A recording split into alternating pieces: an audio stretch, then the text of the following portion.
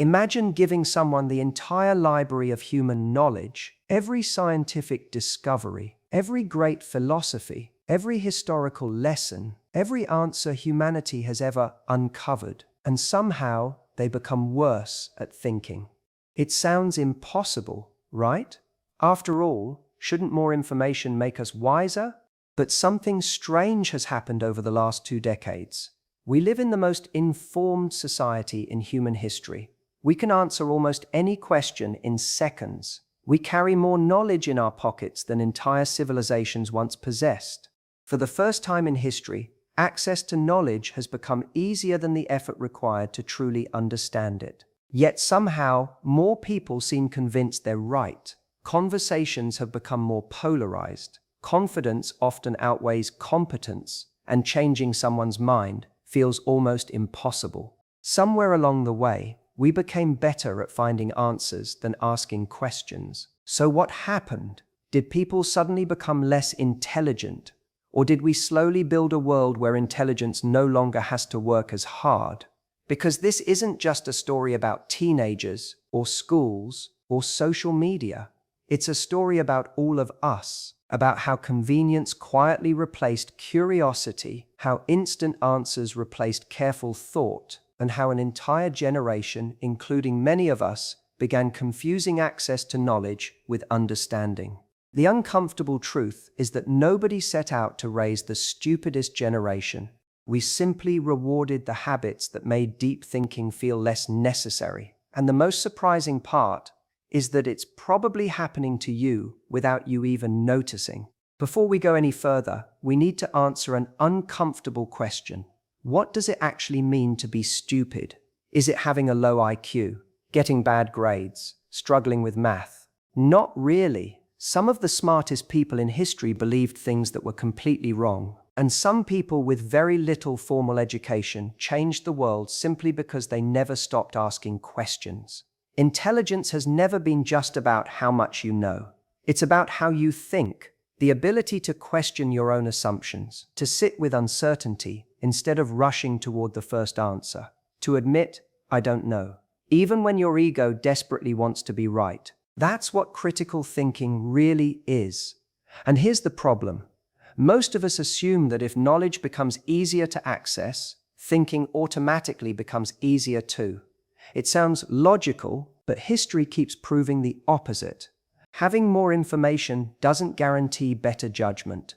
In fact, sometimes it creates the illusion that we've already done the thinking, when all we've really done is consume someone else's conclusions.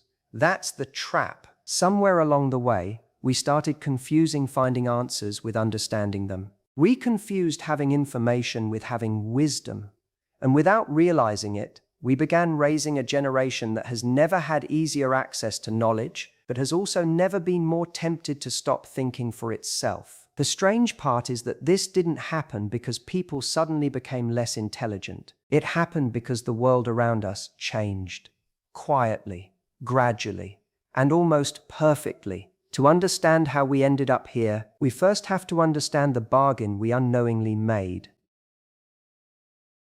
Every generation inherits tools that make life easier. Fire replaced friction. The wheel replaced carrying. Electricity replaced darkness. The internet replaced distance. And today, artificial intelligence is beginning to replace something even more powerful, thought itself. Don't get me wrong. None of these inventions are mistakes. In fact, they're some of humanity's greatest achievements. The problem has never been the tools. The problem is what happens when we slowly stop doing the work the tools were created to help us with. Think about something as simple as driving.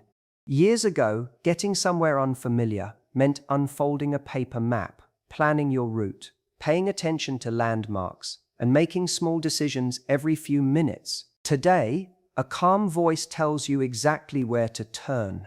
You arrive at your destination, but many people couldn't retrace the journey without opening the map again. Or think about phone numbers. There was a time when remembering 10 or 20 numbers wasn't unusual. Not because people had better memories, but because they had no other choice. Today, many of us struggle to remember even the number of someone we speak to every day. Not because our brains suddenly became weaker, but because they were no longer asked to remember. And that's the pattern. Every convenience removes a small amount of effort. One shortcut doesn't change much, but thousands of shortcuts, repeated every single day, begin to change something far more important than our routines. They begin to change our relationship with thinking itself. Imagine taking the stairs every day for 20 years. Then one day, an elevator is installed. At first, it's just a convenience, a way to save a little time.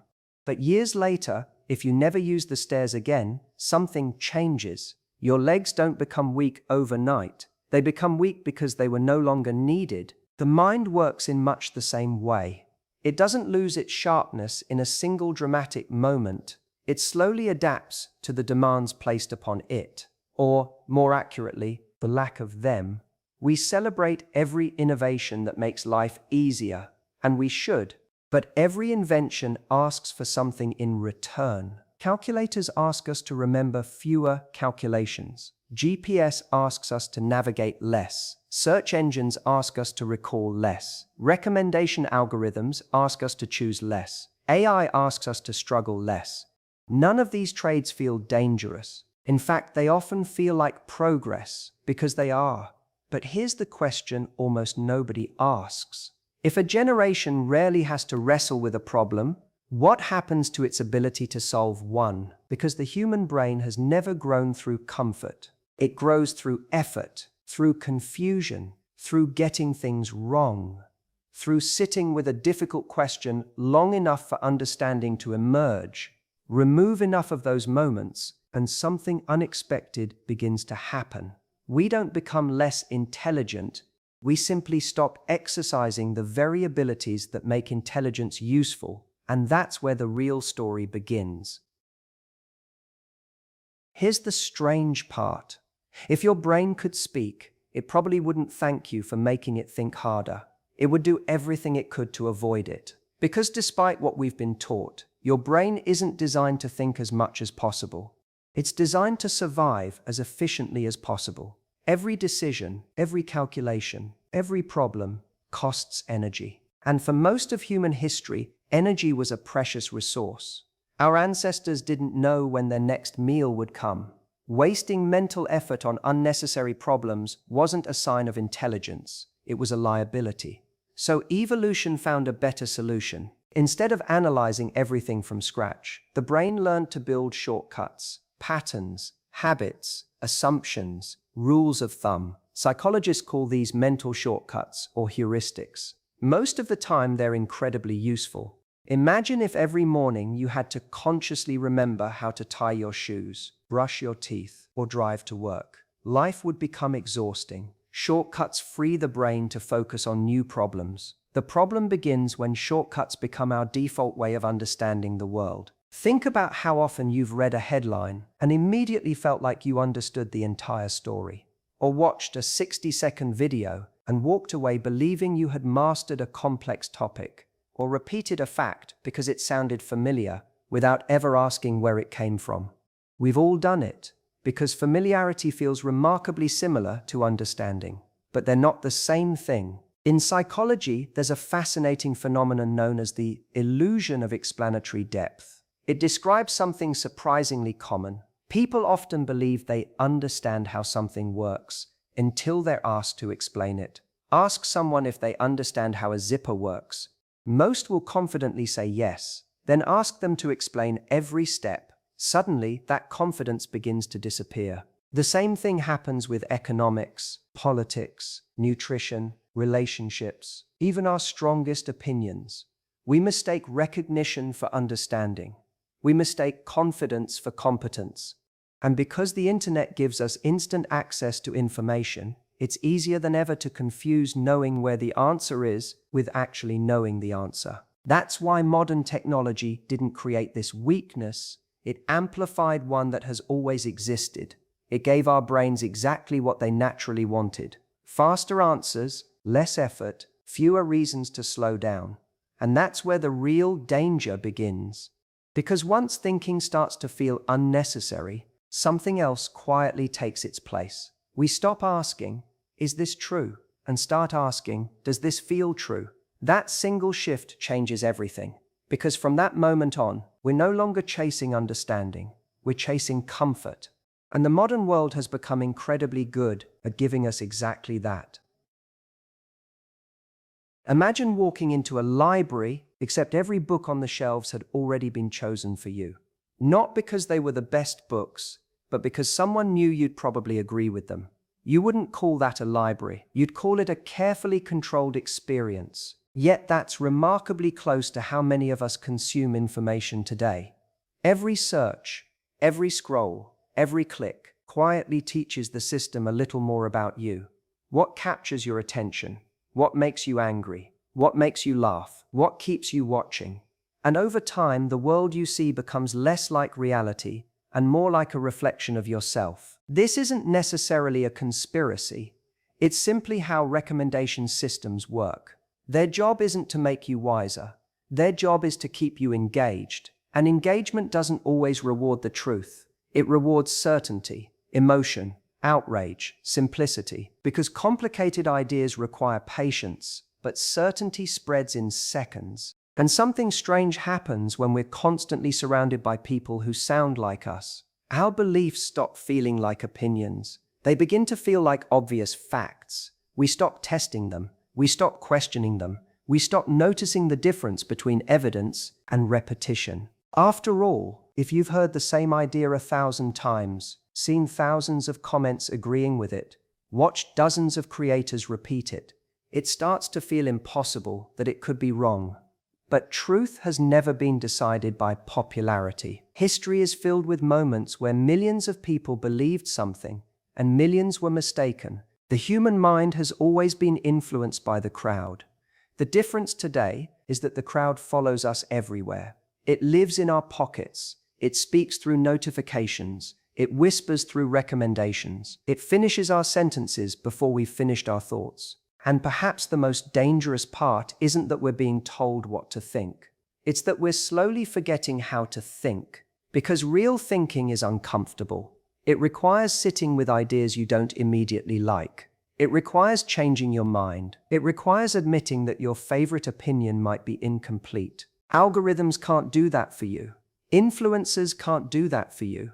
AI can't do that for you. Only you can. But if the world constantly rewards certainty, why would anyone choose uncertainty? And that's exactly the trap we've walked into. Here's what makes this whole problem so difficult to notice. Imagine waking up one morning and losing half your physical strength. You'd know immediately. Climbing the stairs would feel harder. Carrying groceries would feel heavier. Your body would tell you that something had changed. But the mind doesn't work that way. When your thinking becomes shallow, it rarely feels shallow. In fact, it often feels exactly the opposite. It feels like certainty. Think about the people you've met who seem absolutely convinced about everything. Every opinion is black or white. Every answer is obvious. Every disagreement is treated as proof that someone else simply doesn't get it. At first, it's tempting to call that intelligence, but real intelligence has always sounded very different. It asks questions, it hesitates, it changes its mind when better evidence appears. The philosopher Socrates famously said, "The only true wisdom is in knowing you know nothing." At first, that sounds like humility, but it's actually something much deeper. It's an acknowledgement that understanding is never finished. The moment we believe we've arrived, we stop exploring. Psychologists have observed something remarkably similar. It's known as the Dunning-Kruger effect. In fact, we explored this idea in much greater depth in our video, The Psychology of Stupid People Who Think They're Smart. If you'd like to understand why this happens, I'd definitely recommend watching it after this one. People with limited knowledge in a subject often overestimate how much they know, not because they're arrogant, but because the very skills needed to recognize their mistakes are the same skills they haven't yet developed. Meanwhile, people with genuine expertise often sound less certain. They see the complexity, they recognize the exceptions, they know how much they still don't know. That's why confidence can be such a poor measure of understanding. The loudest voice in the room isn't always the wisest. Sometimes It's simply the one that has questioned itself the least. And maybe that's the greatest illusion of the modern age. We confuse access with understanding. We confuse familiarity with mastery. We confuse repeating information with possessing wisdom. Ask yourself something uncomfortable. How many of your strongest opinions were built from years of careful reflection? And how many were quietly assembled from headlines, podcasts, short videos, conversations, and algorithms that kept feeding you more of what you already agreed with? That's not an accusation. It's a question every one of us should ask. Because independent thinking isn't measured by how many opinions you have. It's measured by how willing you are to examine them. Maybe the opposite of stupidity isn't intelligence. Maybe it's curiosity, the willingness to say, I could be wrong. Ironically, that's a sentence becoming harder and harder to hear. Not because people are less capable of thinking, but because certainty has become more rewarding than understanding. And once certainty becomes part of your identity, learning starts to feel like losing. That's the real danger. Not that we know less than previous generations, but that we're becoming less comfortable admitting there are things we don't know. If you've made it this far, you might be wondering something. If all of this is true, if our attention has been fragmented, if convenience has replaced struggle, if algorithms have quietly shaped the way we think, then are we already too late? I don't think so. Because here's the good news. The human brain is incredibly adaptable. It's the reason we learnt languages, built civilizations, walked on the moon, and created the very technology we're talking about today. The same brain that adapts to convenience can also adapt back to challenge, but only if we give it one. Think about the strongest people you've ever met. They didn't become strong because life was easy. They became strong because resistance forced them to grow. The mind follows the same principle. Every time you resist the urge to immediately search for the answer, every time you wrestle with a difficult idea instead of skipping it, every time you finish a book instead of just reading the summary, every time you genuinely listen to someone you disagree with, you're doing something much bigger than gathering information. You're rebuilding the habit of thinking. And maybe that's what we've forgotten. Thinking isn't something your brain simply does. It's something your brain practices. The greatest thinkers in history weren't extraordinary because they knew all the answers. They were extraordinary because they refused to stop asking better questions. They were comfortable looking foolish, comfortable changing their minds, comfortable saying, I don't know yet. Somewhere along the way, we started treating uncertainty as weakness. But uncertainty isn't the enemy of intelligence. It's where intelligence begins. The moment you believe there's nothing left to learn, you've stopped learning. The moment you stop questioning, you've stopped thinking. And maybe that's the lesson this generation needs most. Not to reject technology, not to fear artificial intelligence, not to throw away our phones and pretend it's 1995. Technology isn't the enemy. Comfort isn't the enemy. The real danger begins when we allow either one to replace our curiosity. Because the future won't belong to the people with the fastest search engines, or the smartest algorithms, or the most powerful artificial intelligence. It will belong to the people who still know how to ask the questions that no machine can ask for them. People who can think independently, who can challenge their own assumptions, who care more about finding the truth than winning the argument. Because in a world where answers are becoming free, the ability to think may become the rarest skill of all. So, did we really raise the stupidest generation? I don't think that's the right question anymore. Maybe we raised the most connected generation, the most informed generation, the most technologically advanced generation in history, but also the first generation to grow up in a world where almost every mental struggle could be outsourced. And that's a remarkable achievement until we begin outsourcing the one thing that makes us human. Because information can be downloaded, answers can be generated, memories can be stored, but wisdom cannot, judgment cannot, curiosity cannot. Those are earned. They're built every time you question your own assumptions, every time you resist the comfort of the easiest answer, every time you're willing to say, maybe I don't know enough yet. Perhaps the greatest danger isn't that artificial intelligence will start thinking like humans.